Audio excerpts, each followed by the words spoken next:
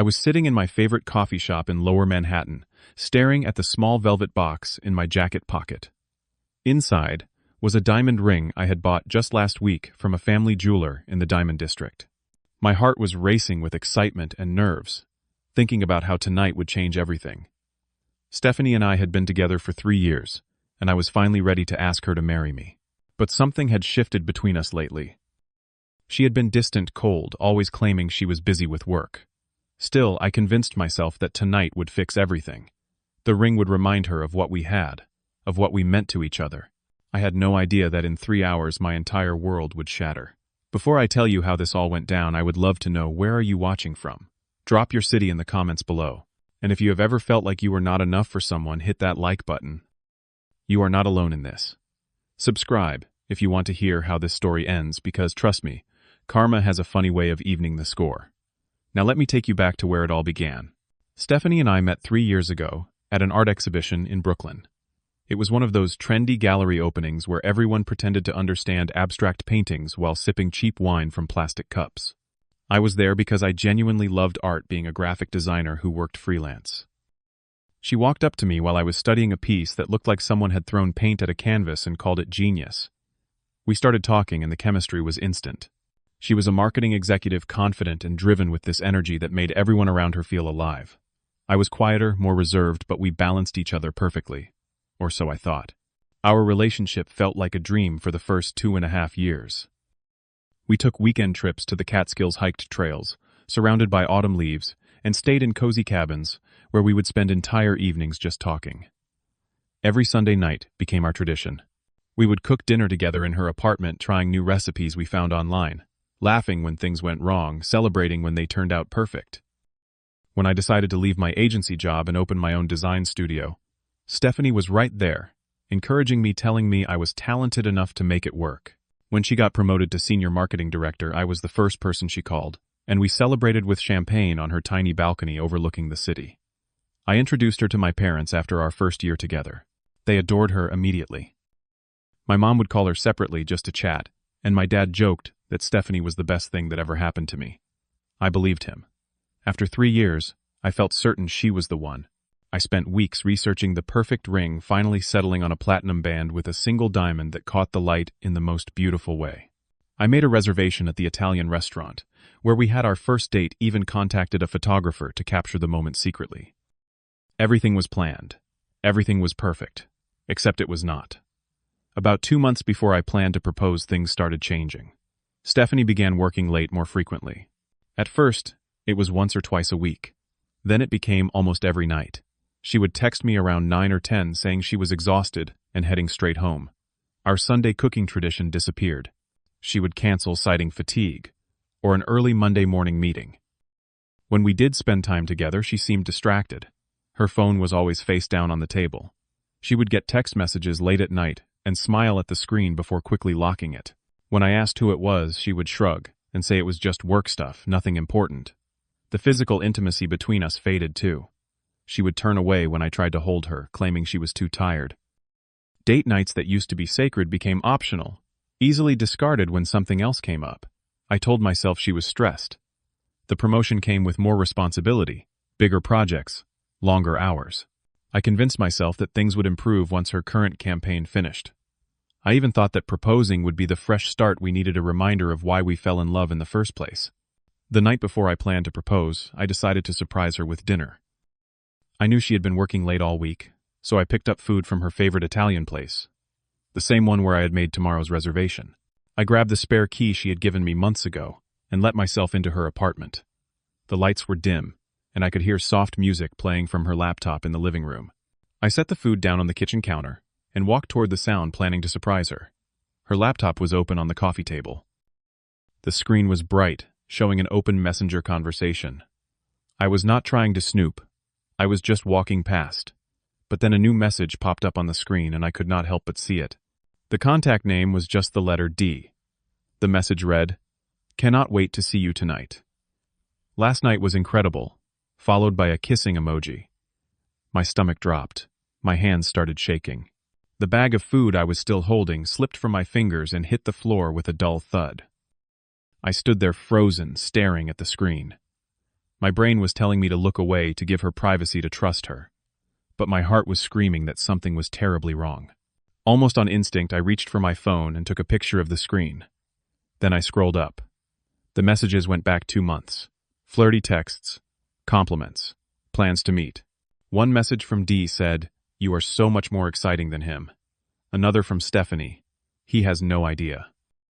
This is the most alive I have felt in months. I heard the sound of keys jingling in the hallway. My heart stopped. I quickly closed the laptop and stood up, trying to steady my breathing.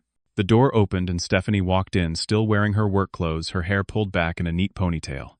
When she saw me, she smiled. It was the same smile she used to give me when we first started dating, warm and genuine. But now, looking at her, all I could see was a stranger. The smile faded from her face when she saw my expression. I must have looked like I had seen a ghost, because her eyes immediately filled with concern, then suspicion, then fear. "Who is D?" I asked. My voice came out flat, emotionless, even though inside I was screaming. Her face went pale. All the color drained from her cheeks. "What are you talking about?" she said, but her voice wavered. "I saw your messages," I said. "All of them." For a second, she just stood there. Then something shifted in her expression. Instead of guilt or remorse, I saw anger. "You went through my laptop," she said, her voice rising. "You invaded my privacy." I could not believe what I was hearing. She was trying to turn this around on me. "Do not turn this on me, Stephanie. You are cheating." She opened her mouth to argue, then closed it. She looked at the laptop, then back at me. Her shoulders sagged. She knew there was no point in denying it. "His name is Derek," she said finally. "He works in my department. It just happened, Linus. I did not plan it." "Just happened," I repeated. My voice was getting louder now. "For 2 months. That is not something that just happens." She sighed, running her hand through her hair. "It is complicated." "It is not complicated," I said. "It is betrayal." There was a long silence. I could hear the hum of the refrigerator in the kitchen, the distant sound of traffic outside. Everything felt surreal, like I was watching this happen to someone else. "I was going to propose tomorrow," I said. The words came out before I could stop them. Her eyes widened. "What, I bought a ring," I continued. "Made a reservation. Hired a photographer. I was going to ask you to marry me." She stared at me, and for a moment, I thought I saw regret in her eyes. But then her expression changed. It was not remorse. It was relief. "Actually," she said slowly, "maybe this is for the best." I felt like I had been punched in the stomach. "What?" She took a deep breath, and then the floodgates opened. "Linus, I have been feeling trapped for months. You are safe, predictable, boring." Each word was like a knife. "Derek is spontaneous, exciting, ambitious. He knows where he is going in life." I just stood there, unable to speak. She kept going. "You are content with your little freelance work. You never want to take risks. Weekend trips to the Catskills, that is all you aspire to." She shook her head. "Derek just made senior vice president. He is going places. He has goals. I have goals," I managed to say. "Do you?" she challenged. "Because from where I am standing, you are exactly where you were 3 years ago. Same apartment in Queens, same clients, same routine." She paused, then delivered the final blow. "I need someone who matches my energy, my ambition. You are a good guy, Linus. But you are not enough for me." The room spun. I gripped the edge of the couch to steady myself. She was not done. "And honestly," she added, her voice almost casual now, "you will never find someone like me again. Someone who put up with your mediocrity for 3 years." Something inside me broke. Not my heart. That was already shattered. This was something deeper. My sense of self-worth. My belief that I was enough. I looked at this woman I had loved for 3 years. This woman I had planned to spend my life with. And I realized I did not know her at all. "Is that really what you think of me?" I asked quietly. "It is the truth," she said, crossing her arms. I reached into my jacket pocket and pulled out the velvet box. Her eyes went to it, widening slightly. I set it on the coffee table between us. "I guess you are right," I said. "You deserve someone better. Someone like Derek." I turned and walked toward the door. She did not try to stop me. As I reached for the doorknob, I heard her say my name, but I did not turn around. I walked out of that apartment and did not look back. The next few weeks, were the darkest of my life. I went home that night and sat in my apartment in complete darkness. I did not cry. I just stared at the wall, replaying every moment, every word. My phone buzzed with missed calls from Stephanie. I did not answer. I did not want to hear her voice. I did not want her apologies or explanations. There was nothing left to say. I called the restaurant the next morning and canceled the reservation. The woman on the phone heard something in my voice and did not ask questions. I returned the ring to the jeweler. He offered his condolences, and I nearly lost it right there in his shop. I told my parents we broke up, keeping the details vague.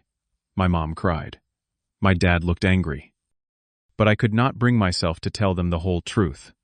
It was too humiliating. My work suffered immediately. I could not focus on design projects. Colors looked dull. Layouts felt meaningless.